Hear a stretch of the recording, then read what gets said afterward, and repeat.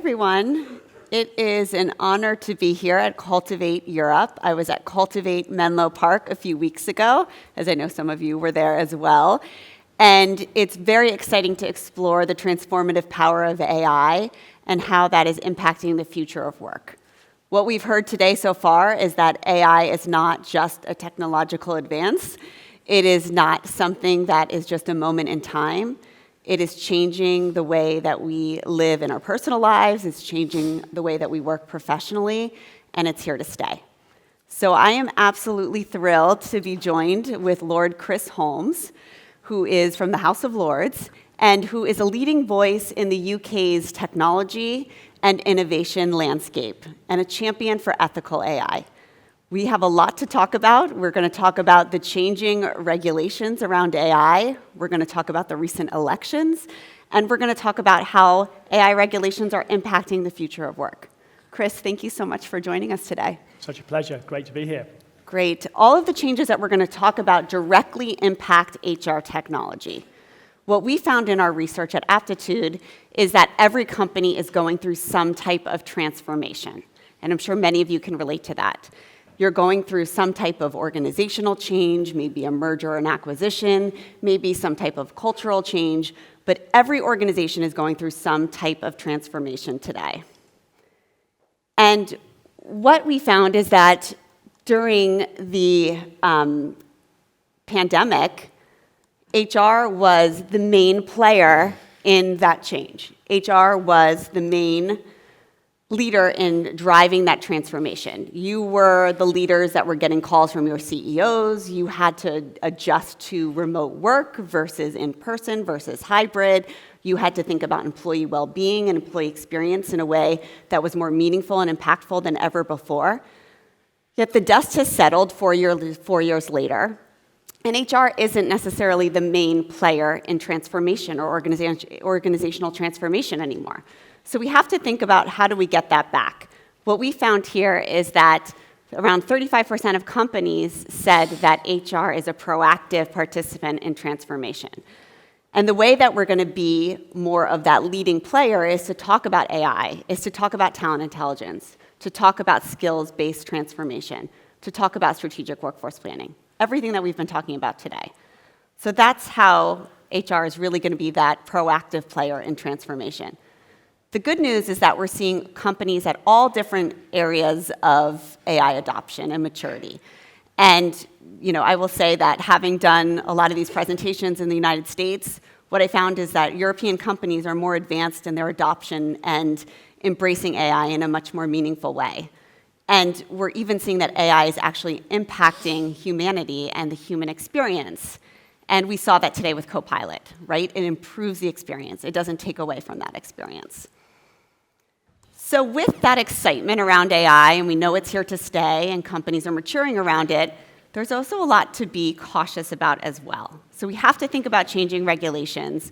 We asked companies in the survey that we did, European companies, how they feel about the EU AI regulations and the EU AI Act.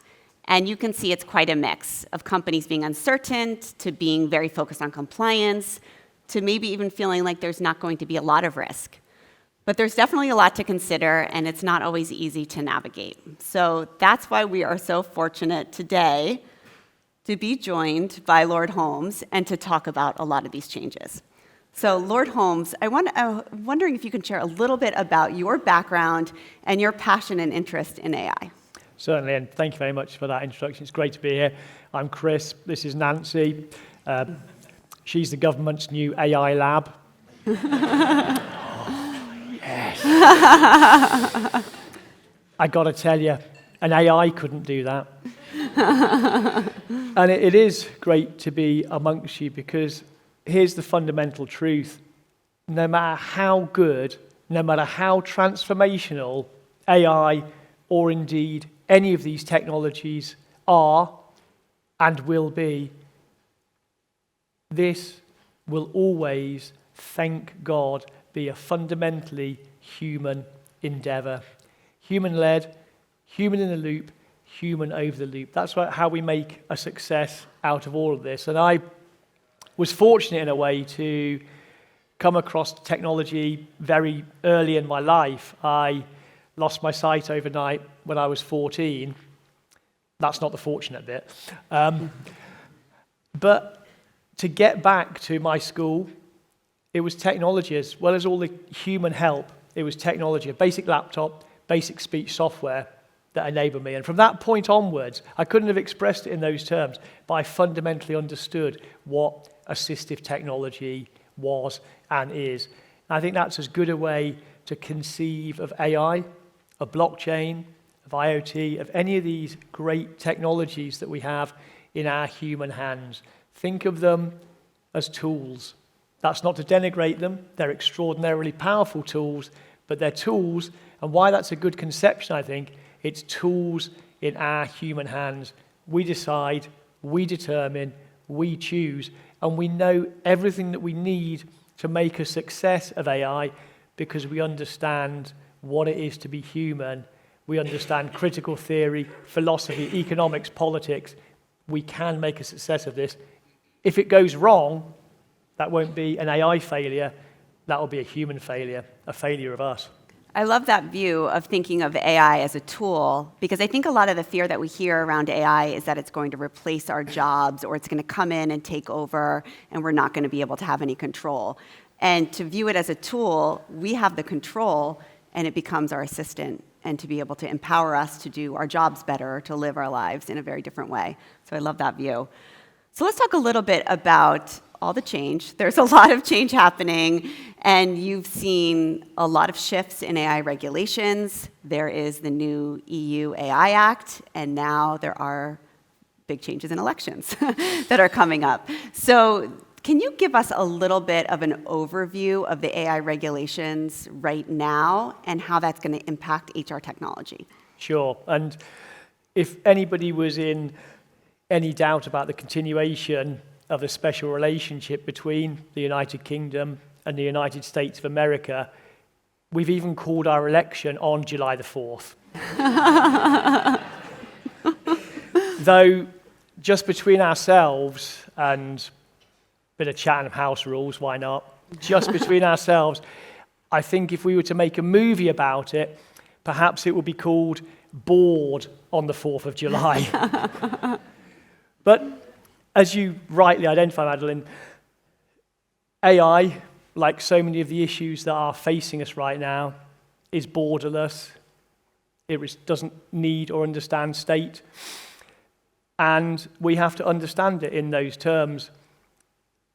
The biggest threat from a regulatory perspective is either doing nothing or indeed each nation state or each bloc going their own way in terms of legislation and regulation.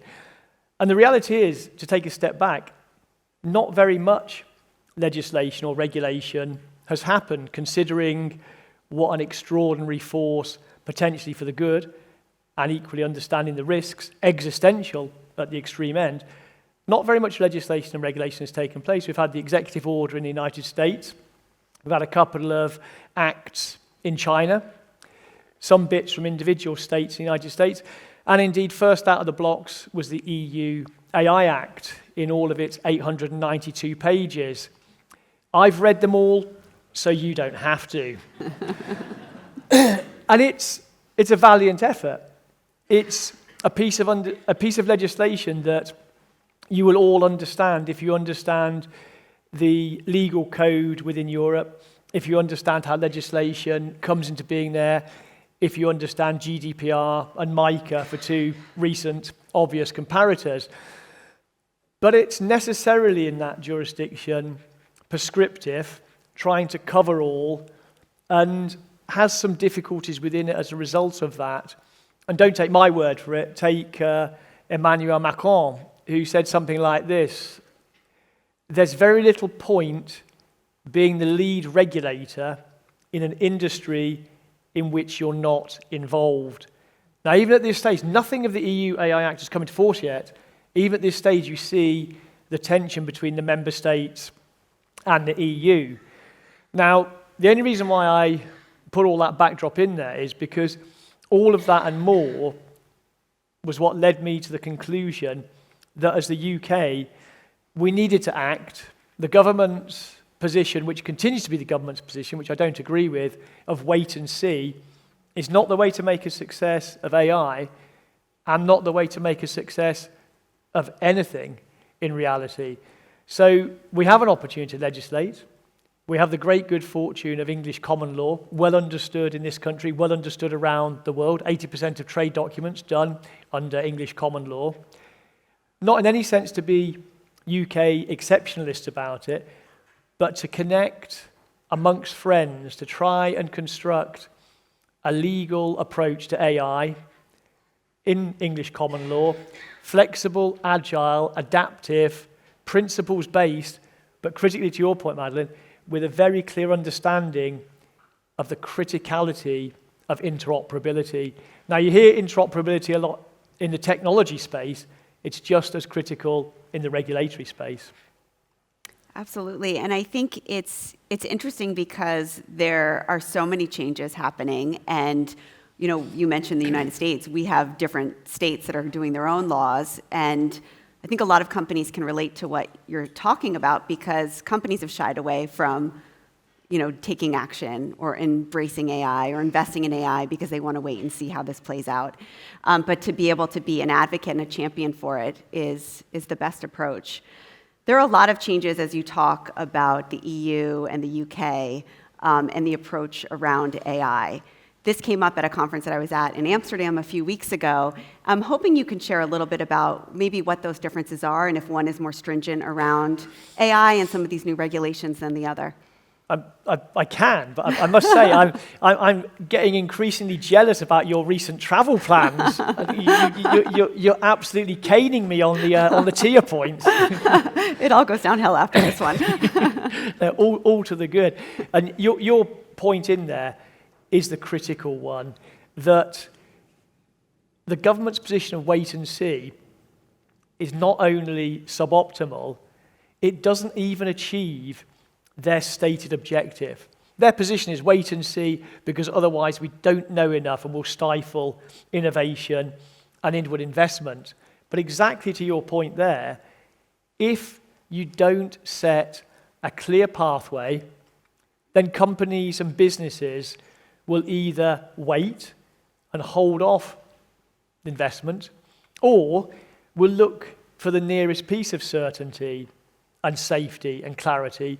So if we don't do anything in the UK, the most likely outcome is businesses will either do nothing or will align with the EU Act. And that's a missed opportunity for the UK and indeed all of the common law jurisdictions. So I believed that the way forward was to introduce some AI legislation, my AI regulation bill that I introduced on the 22nd of November last year. It had second reading on the 22nd of March this year. I have no idea what the significance of 22 is, but it must be in there somewhere. Because the one thing that I know is right-sized, clear regulation is both a driver of and a deliverer of innovation and inward investment. Take two recent examples. Look at the CMA 9 order in open banking in the UK. That was not a matter of chance. It was a regulatory intervention, clear, right-sized, measure of success, replicated in well over 60 jurisdictions around the world. Similarly, with the FinTech Regulatory Sandbox in 2016 that I was involved with, measure of success, replicating well over 50 jurisdictions around the world.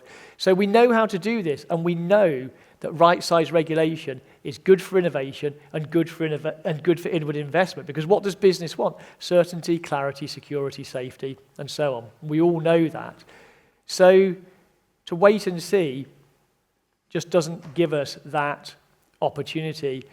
So to introduce an AI regulation bill as I did, to bring forward a piece of legislation with a clear definition of AI, deliberately broadly defined at this stage to include everything that could be considered as AI, and to have the debate rooted in that breadth, to be principles-based, outcomes-focused, and inputs understood, and where necessary, consented, and where necessary, properly paid for. And it's those threads with a key proportionality clause that runs through the whole of the bill. I love that, and I love that quote, clear direction and regulations drives innovation and ultimately outcomes. So there's a big topic within AI, and I know it's something we talked about, but it comes up quite a bit for companies thinking about AI is around bias and fairness. And there's mixed views on this, and I think a lot of misinformation. What is your view around AI's role in mitigating bias and fairness, and also how companies can think about that when investing in HR technology? Yeah, absolutely. It's one of the most critical points to consider when you even first have your first thought on AI. And some of the threads that run through my bill are around the ethical deployment of AI. It can't be used with bias, with leaning to any particular perspective. I suggest an AI responsible officer in all organizations that develop, deploy, use AI. For that, don't think burdensome. It doesn't mean a person, it means a role, so it can be proportionate to the size of the operation, with reporting obligations similar to those in the Companies Act, so well understood. But it's absolutely critical, and the principles that can bring that to life are everything around trust and transparency, inclusion and innovation, interoperability and an international perspective, assurance, accountability, accessibility.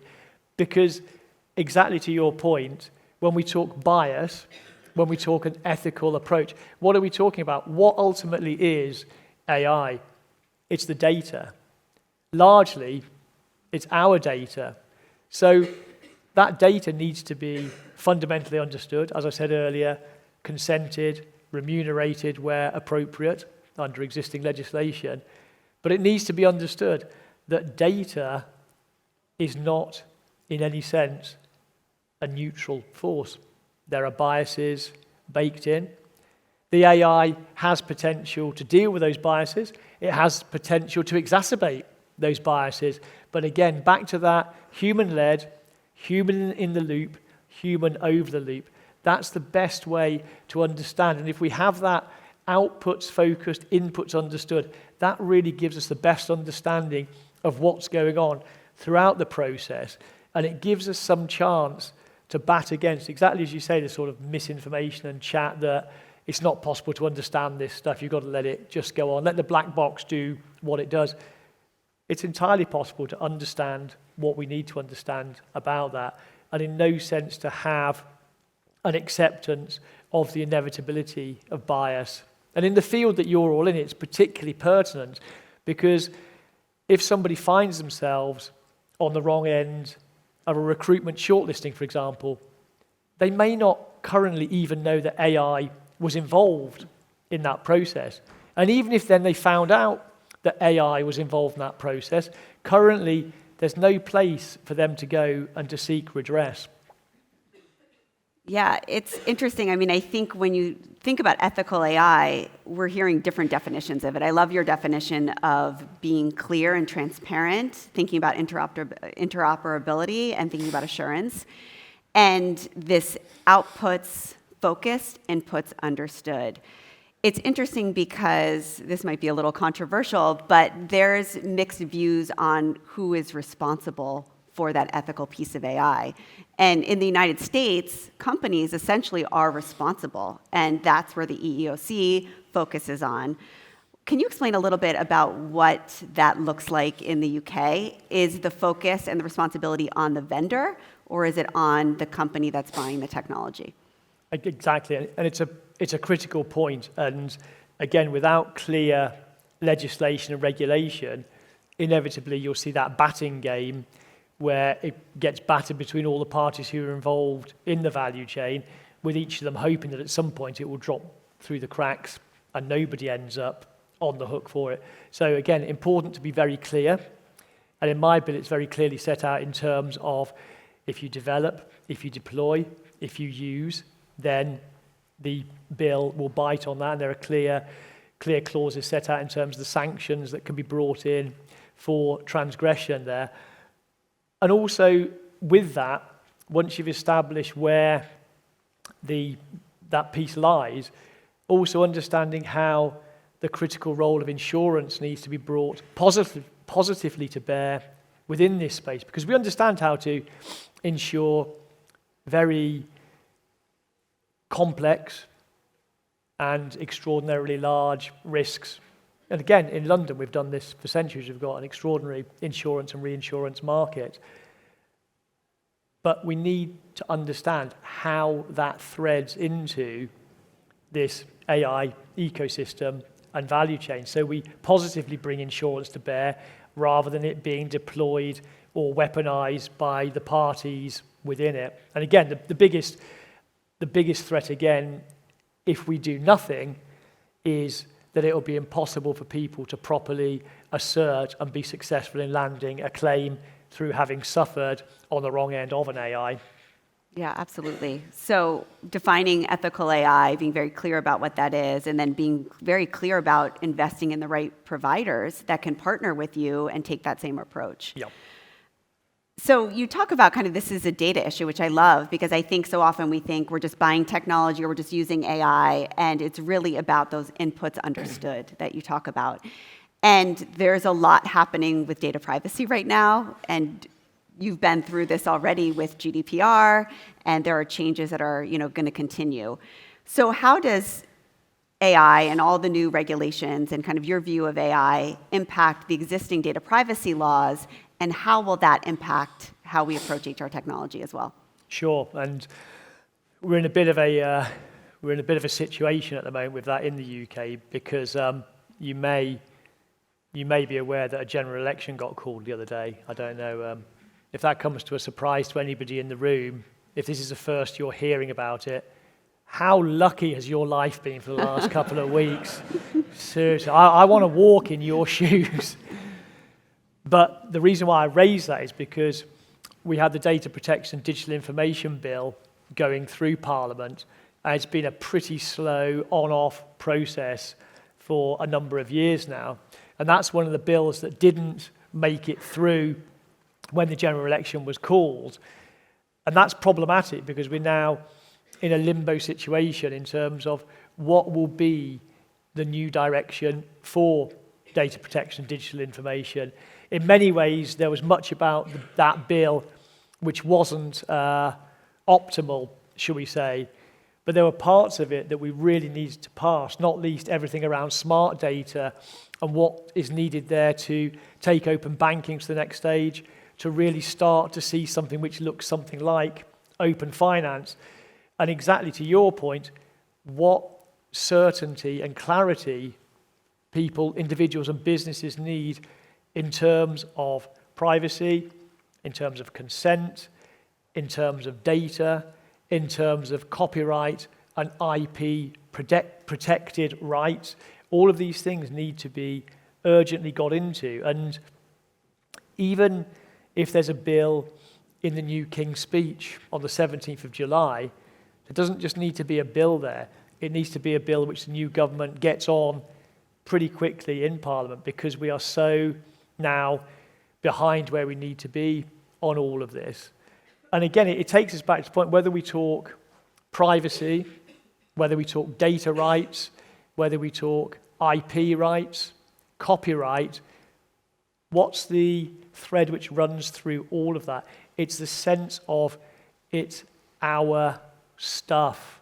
It's the need for the individual to have agency and be properly powered up with the right legislation and regulation to be sure, to be confident that in this jurisdiction, those rights are clearly set out, clearly understood, and clearly, effectively and quickly able to be asserted where transgressions occur. Yeah, I love that the individual has agency, and that clarity just is that theme that's kind of running throughout, to have that clarity around the regulations, and that drives the innovation. So can we talk a little bit about the elections? Because the data protection is one piece of it, but there's a lot of other changes that will be impacted by the outcome. How do you kind of see this, view of AI regulations changing with changes in, what we might expect? Are we talking the November election? That too. We might come on to that. I know, exactly. But then again, in the interest of well-being, maybe we might not.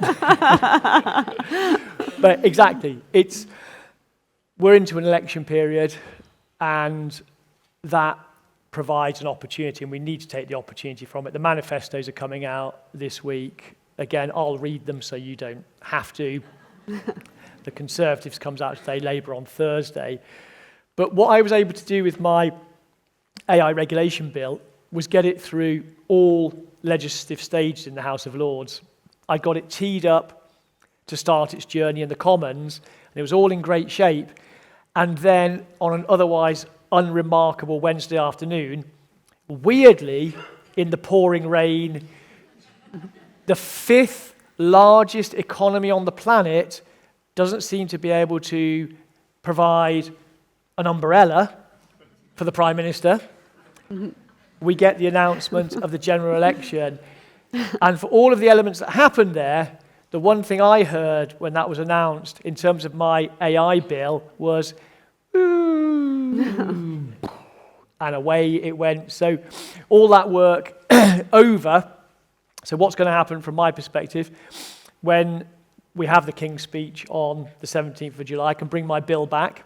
There's an element of luck with private members' bill because it's a ballot, and you have to get in the top 25 if you're going to have any chance of getting your bill into law.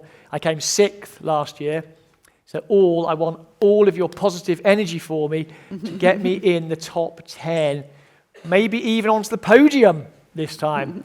Because it needs to be in the top 25 if it's got any chance of getting into law. But what I was able to achieve through those 6 months were a number of things. Definitely a shift within Parliament in terms of the number of MPs and peers who became interested and wanted to meet with me and discuss all things AI. I got the full support of the Labour Party. That may seem positive in terms of the potential outcome on July the 4th. I mean, who knows? It's good that we all look at data. Opinion polls are data, so we've got that. The full support of the Lib Dems, and dare I say, a bit of a change inside number 10. And the change was around that earlier point I made, really. This dawning realization that do nothing isn't actually the way to encourage and enable innovation. Do nothing is the way to potentially stifle innovation and inward investment and cause an alignment to the nearest piece of legislation, the EU AI Act. So a good degree of movement on that. I think we will see an AI piece of legislation from Labour potentially. It may be in the manifesto. It may be in the King's Speech. My concern would be that they potentially go for a vertical approach rather than horizontal. And it must be horizontal. You must want to know that whichever sector, whichever part of the economy or society you're in, if AI is in the mix, there'll be a consistent, coherent, recognizable approach to AI in that sector. The TUC published a draft AI bill as pertaining to workers and equality in April.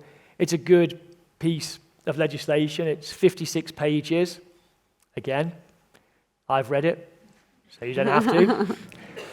And it's good, but it's a vertical. And a vertical isn't going to cook it because it's the same as what's happened with the Safety Summit and the Safety Institute coming out of Bletchley Park last November. A good piece of work, a good summit. But this thing is horizontal. It's all pervasive. You can't stand up one vertical without then putting all of the other critical pillars in place, not least where AI has already impacted people's life, not least in the area of recruitment and all things HR. So, in short, for all of you in this space, let's see what's in the manifestos. Even more significantly, let's see what's in the King's Speech on July the 17th. I sincerely hope there'll be a lot more in this next Parliament on AI, on blockchain, on data, on digital information. So we have this sense of not just a coherent approach, but a positive statement about what the next government believes our digital futures now are. What a positive narrative could be built around this in an era of negative, fear-laden politics. Imagine if you reimagined Wilson's white heat of technology speech and put that into modern context of what it could feel like to be in human-led technology enabling progress, possibilities, unleashing all of that talent. You people, you're all in the talent game. Technology, if it can do one thing, to enable, to empower talent, to demonstrate what we truly could be as humans. My biggest hope for AI is not how good the AI can be. That's great. But to really throw a mirror back to us, for us to go, my God, I never imagined that as a human, not least as a connected, relating human, what could we potentially achieve together? What an opportunity. There's a political narrative. There's a mission that I think we could all get behind. Yeah, and that positive shift, it empowers us as humans. It empowers us. It doesn't take our power away. It's an empowering tool, to your first point. Yeah. It is exciting. So there's a lot that we don't know. There's a lot of uncertainty in the world right now. And when you think about what we've been talking about in these AI regulations, what can we expect or what should we prepare for in the next 5 to 10 years that we might not know right now? What's the best way to stay prepared? I was hoping you were going to channel your inner Rumsfeld then. There are unknowns. I didn't, no, I refrained. It's good, good for all of us. Nice for him to get a mention on this stage. Nice, he doesn't get talked about enough, I don't think. But completely, what I hope will happen is that there will be more right-sized, human-led regulation and legislation in this space, and a real understanding of that interoperability point amongst nations. Similarly, that we really pull on the positive power of international standards and how ISO can be such a powerful force through nations. And then, probably at the highest level for me, if we could really look to some of those international organizations, many of whom were set up post-World War II, if we could look to international collaboration through those organizations around AI in all of its forms and potential forms, I think not only could we have a positive outlook and a positive narrative and clear steps to take across the globe in terms of AI, but potentially through that we could reimagine those organizations to enable far greater collective, connective action on so many of the other issues that are necessarily global in nature and seemingly largely irreconcilable at the moment. So I think the real potential, it has to be outward looking. We have to have that international perspective. We have to do this together. And it's critical to say that at any time. It's even more critical to say it at this time, because when you look around the world, the rise in populism, protectionism, retreatism, a pretty tricky geopolitical outlook, an uncertain macroeconomic outlook, but we can get through it, but it has to be that collective, connective, internationally focused action. Yeah, it's great advice, and it just hasn't happened. We haven't had that collective approach around, these AI regulations, but to see that as being the future, I think speaks to your positivity as well. There's a really positive outlook here. So I know we just have a few minutes left, if we can maybe close out with a recommendation that you'd give to our audience members today. There's a lot of companies here that are using AI. There's a lot of companies that are considering using AI that might not even recognize that they are using it, to your point. And there's lots of regulations and change happening. So any recommendation that you'd give companies as we're at this, place of positive change that's coming into our world? Yep. I'll do it in 3 words. Get a dog. But once you've done that, Connect with me on LinkedIn at Lord Chris Holmes. I'd love to hear from you there.